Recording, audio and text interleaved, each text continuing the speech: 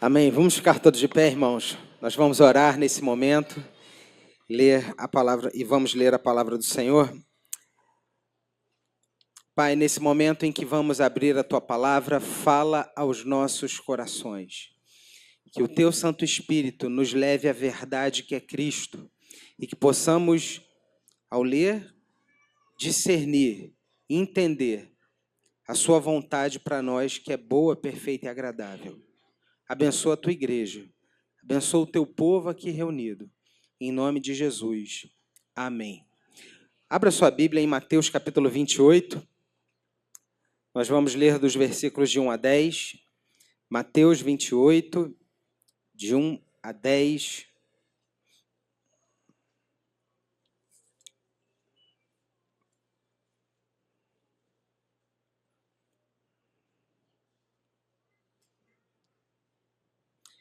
Mateus 28, de 1 a 10.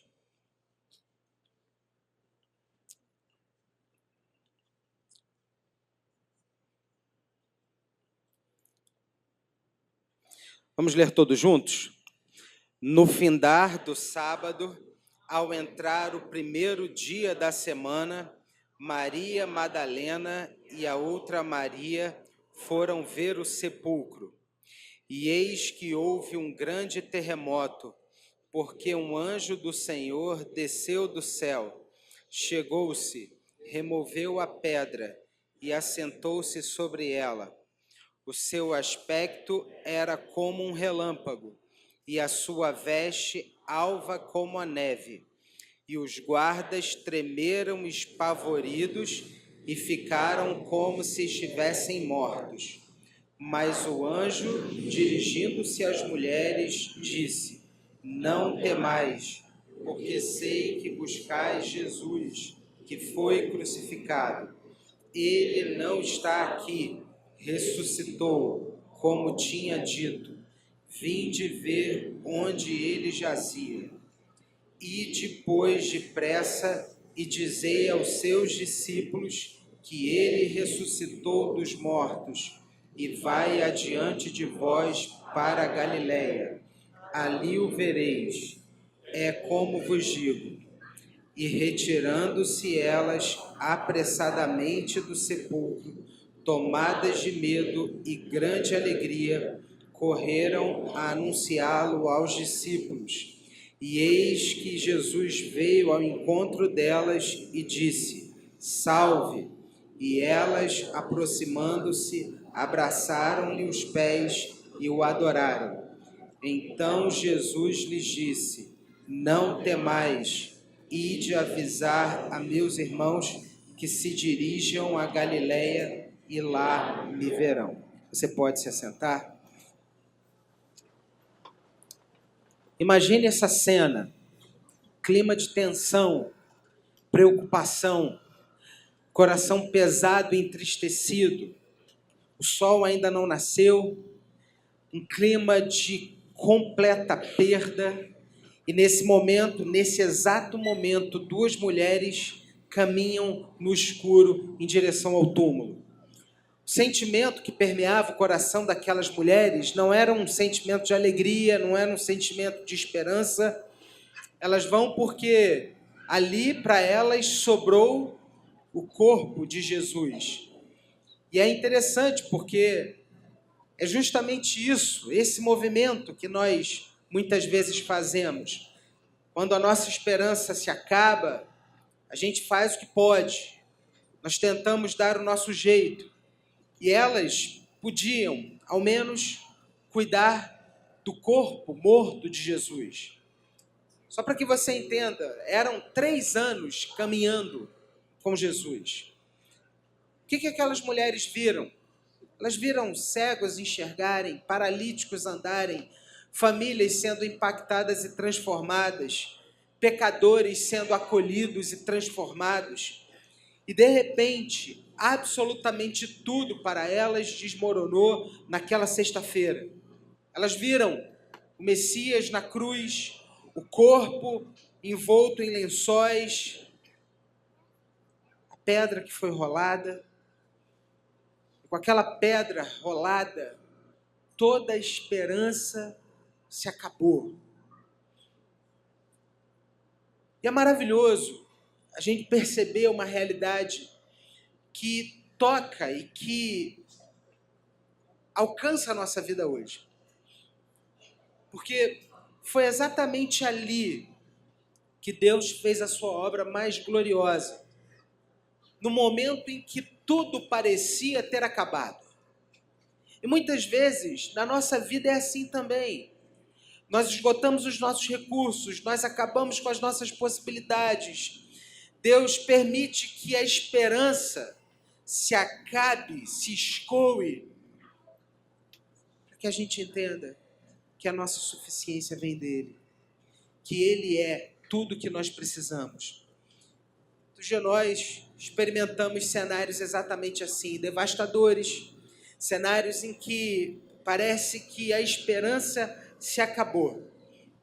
Só que nós precisamos trazer ao nosso coração exatamente essa perspectiva de que Deus age, mesmo quando o cenário parece ser difícil, mesmo quando as possibilidades se acabam e mesmo quando todos falam, acabou.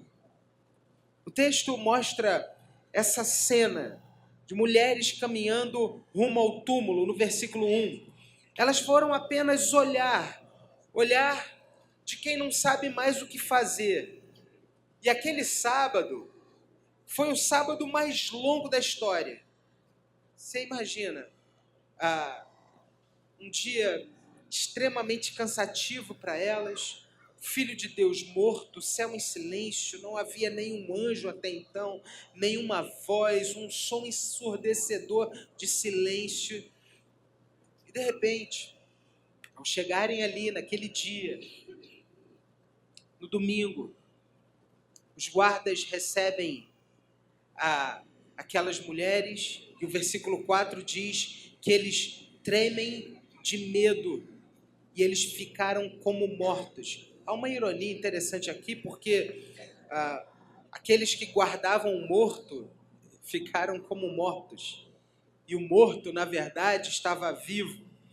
Aqueles soldados, só para que você saiba, eram soldados romanos. Aqueles homens eram absolutamente treinados para não temer ninguém. E agora eles se veem derrotados pelo medo. É interessante a gente perceber que muitas vezes a gente vive numa cultura que é marcada muito por isso, onde nós aparentamos ser fortes, temos equipamentos de segurança, nos cercamos de proteções das mais diferentes possíveis, mas parece que no fundo, no nosso coração, o medo persiste, o medo não se acaba. E a gente vive numa cultura que experimenta exatamente isso. Só que o texto, ele aponta para algo maravilhoso. A ação graciosa de Deus aqui. Porque no versículo 2, olha o que acontece aí na palavra de Deus.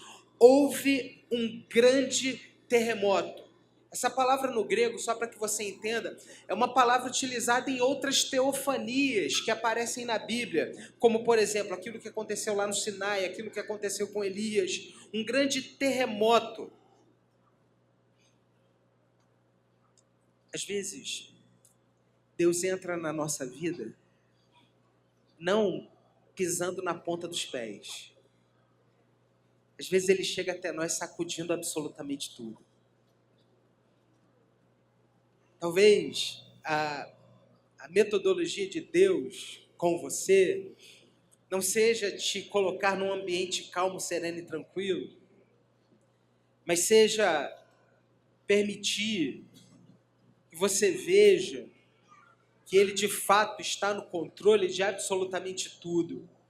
E ele sim, muitas vezes derruba as árvores da nossa vida que nós tentamos nos segurar e nos manter de pé, para mostrar justamente para mim e para você que ele é o nosso lugar seguro e não as nossas falsas seguranças. Naquele momento, o sistema religioso foi sacudido, aquele sistema religioso que condenou Jesus, O poder romano que o crucificou foi sacudido também. E a morte que achou que teria a última palavra foi sacudida. Deixa eu te dizer uma coisa, meu irmão e minha irmã, muito séria. Talvez a sua vida hoje precise de um terremoto divino. Deus sacode para que você solte as suas falsas seguranças e você entenda que o seu Salvador é Jesus. O texto mostra no versículo 2, ainda na segunda parte, que Deus ele removeu a pedra. Um anjo desceu do céu, removeu a pedra e sentou-se sobre ela.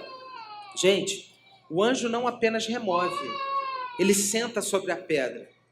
É um gesto muito simbólico, é como se ele estivesse dizendo assim: pronto, acabou, a pedra não volta nunca mais para o seu lugar. Gente, a pedra não foi removida para Jesus sair. Mais tarde, lá em João capítulo 20, ele aparece numa sala trancada. A pedra, na verdade, foi removida para nós vermos que o túmulo está vazio. Para que nós entendamos que ele não está mais ali.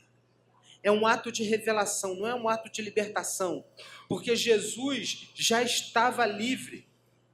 E aí a gente precisa trazer isso para a nossa vida, porque muitas vezes nós também nos sentimos diante de pedras que parecem ser grandes demais.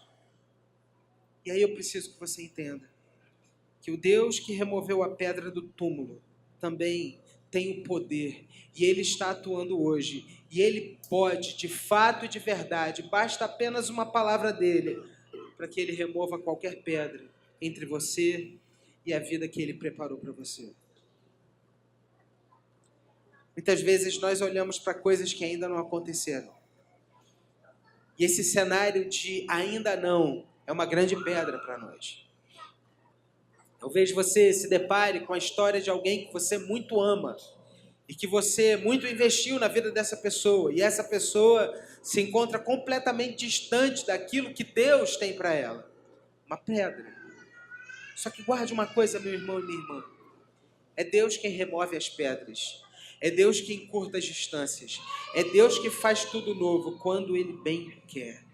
O texto diz ainda no versículo 5 e 6, que Ele no meio do medo, no meio do temor, Ele fala: não tenham medo. Eu sei que vocês procuram Jesus, que foi crucificado. Ele não está aqui, Ele ressuscitou. Gente, diante daquele cenário onde um sentimento tão ruim invade o coração daquelas mulheres, o anjo não chega ali para repreendê-las. Ele não diz assim: olha, mulheres, vocês caminharam 3 anos com Jesus, que absurdo, esse sentimento no coração de vocês. Ele não fala isso.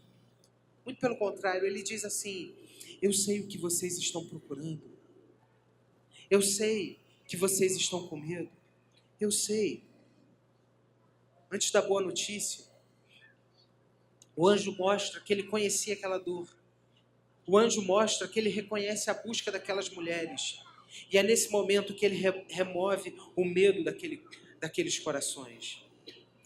Sabe, meu irmão e minha irmã, entenda uma coisa muito importante. Deus não espera de você uma fé inabalável.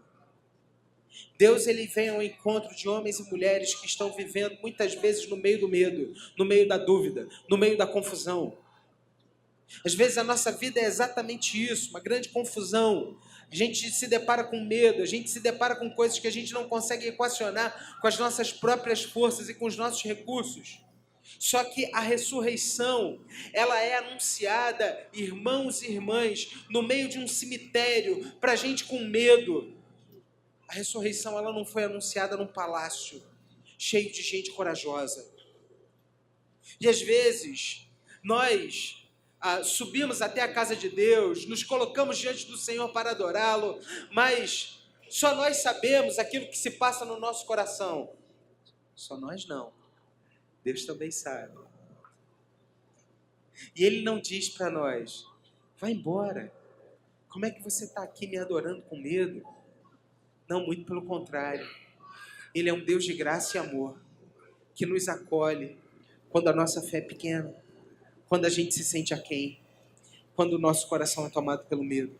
Quando o nosso coração é permeado por muitas perguntas. Senhor, por que isso está acontecendo comigo? Senhor, eu não estou entendendo isso. Senhor, isso está fora do lugar. Senhor, eu jamais imaginei que um dia eu pudesse experimentar o que eu estou experimentando. Ele diz, venha, venha. É lindo o que acontece aqui no versículo 7, no versículo 10. O texto diz, vão depressa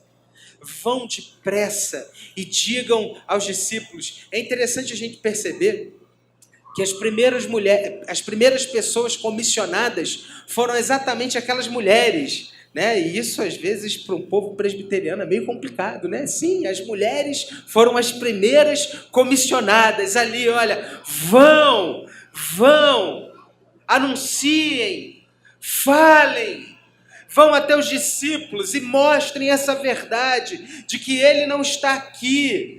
Digam aos discípulos o que aconteceu. É lindo a gente perceber que Deus não está à procura de homens poderosos, de gente forte, de gente bélica.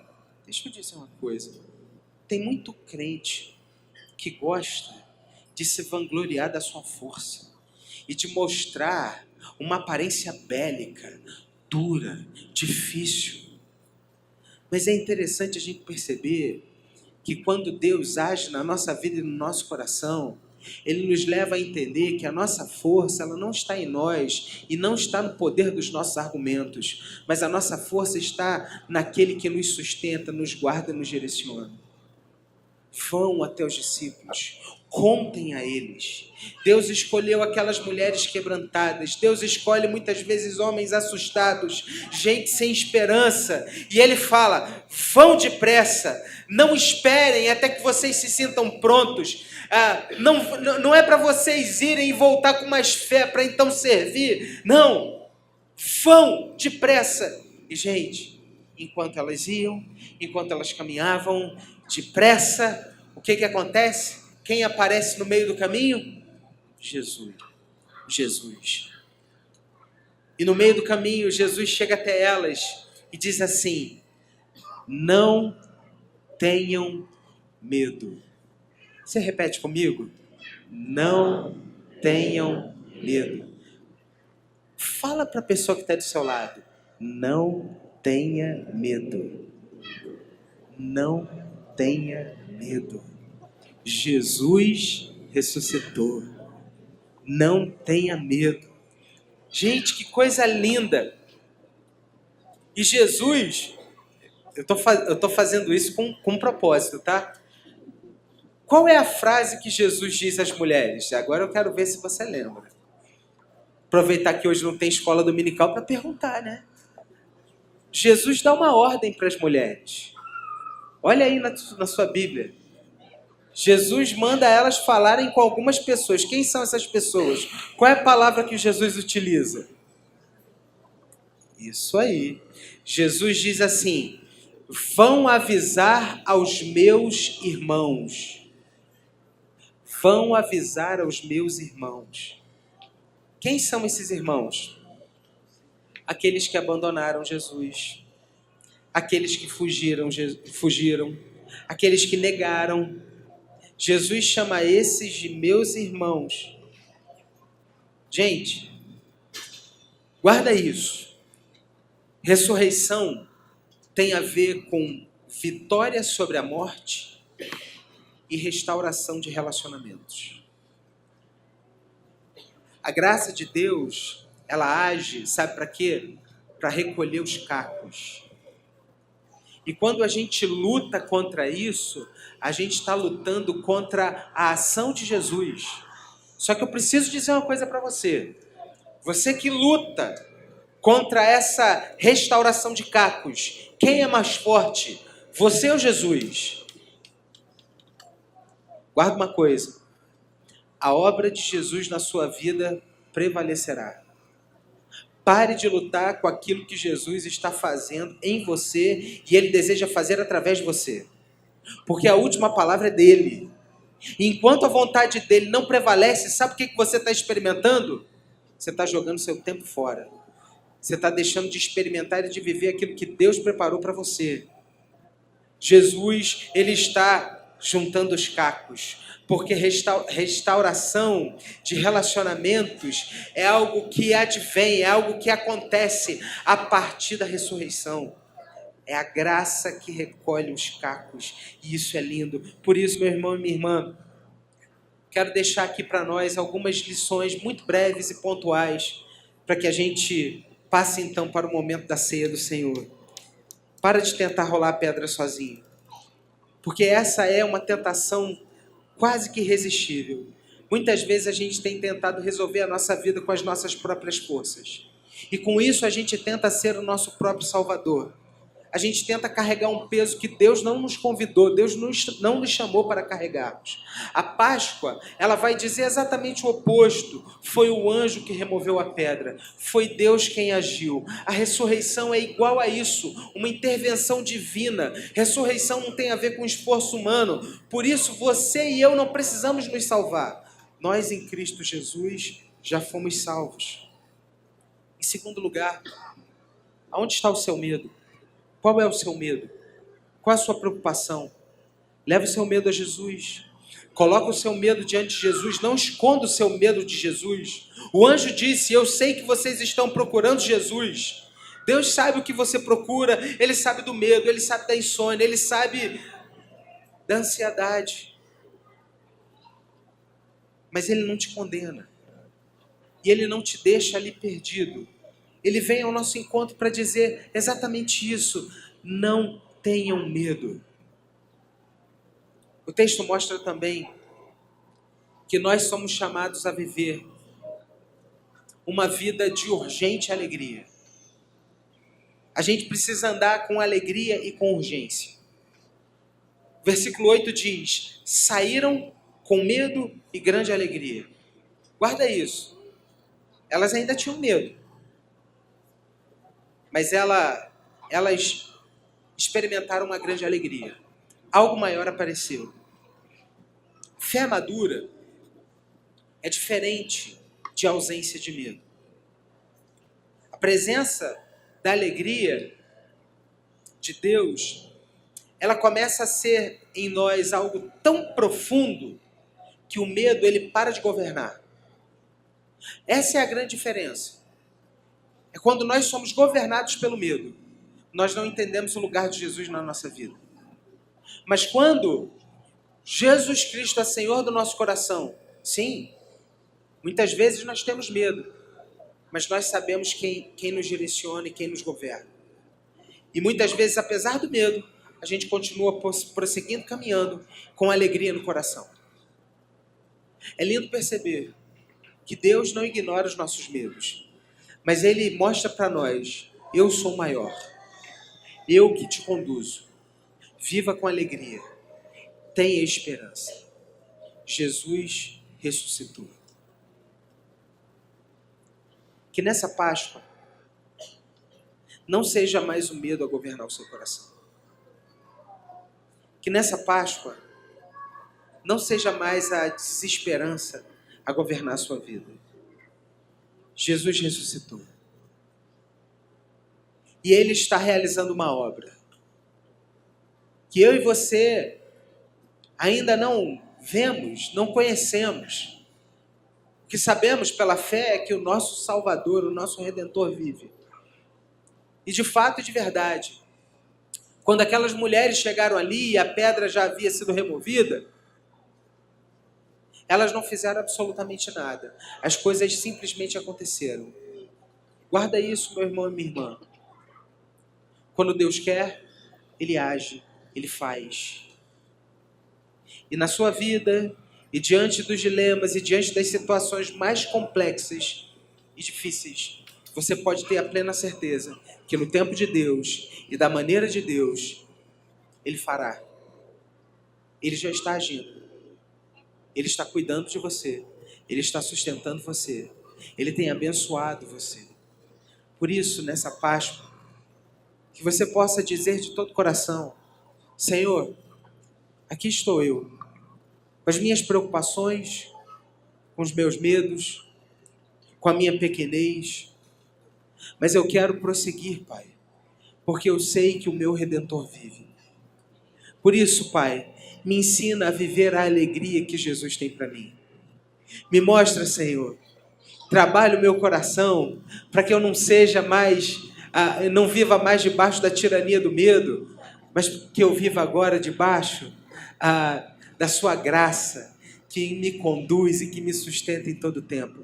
Me faz enxergar isso, Pai, mesmo quando as coisas parecerem muito difíceis, mesmo quando as coisas parecerem que não tem mais solução. Me faz enxergar a verdade de que a pedra foi removida e o meu Redentor está vivo. Eu quero orar com você nessa manhã. Você que reconhece que muitas vezes você não faz coisas pelo medo.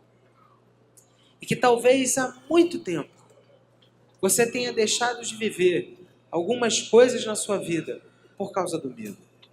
Só que hoje o Senhor está dizendo: eu venci a morte, para que você não seja mais escravo do medo.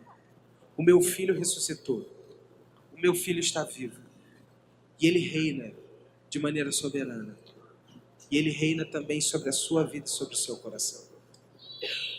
Abaixe a sua cabeça nesse momento. Qual é o seu medo? Coloque isso hoje diante de Jesus, diante do seu Senhor. Pai, nós te agradecemos, Senhor, pela sua graça, pela sua bondade. Te agradecemos, Pai, pelo imenso cuidado que o Senhor tem com as nossas vidas. Mas hoje, Pai, ao lermos a tua palavra, nós aprendemos aqui que a ressurreição de Jesus nos ensina de que nós não devemos mais viver debaixo da tirania do medo, porque Cristo venceu. E porque Cristo venceu e porque Ele ressuscitou, não é vã a nossa fé. E porque Cristo venceu, nós podemos ter esperança em relação ao nosso futuro. Porque Cristo venceu, nós podemos descansar no Senhor. Porque Cristo venceu, a esperança para nós. A esperança para a nossa família, a esperança para aquela pessoa que a gente tem orado há tanto tempo, a esperança para o nosso coração. Obrigado, Senhor. Pai, de uma maneira muito especial, nessa manhã, derrama da tua paz, Senhor, sobre aquele coração que está extremamente preocupado. Derrama, Senhor, da tua paz sobre aquela pessoa que tem vivido uma grande ansiedade. Que essa pessoa, que essa irmã, que esse irmão possa viver nessa manhã essa verdade da Páscoa, que Cristo venceu e que nós somos amados e que é o Senhor que nos sustenta. Muito obrigado, Pai. Abençoa a tua igreja. Abençoa, Senhor, a igreja presbiteriana do bairro Mambaí. Que a gente possa todos os dias da nossa vida celebrar essa verdade da Páscoa. Obrigado, Senhor. Vem com o teu Espírito Santo e coloca essa verdade como um selo sobre o nosso coração. Porque Cristo venceu. Não é vã a nossa fé. Muito obrigado. Em nome de Jesus. Amém e amém.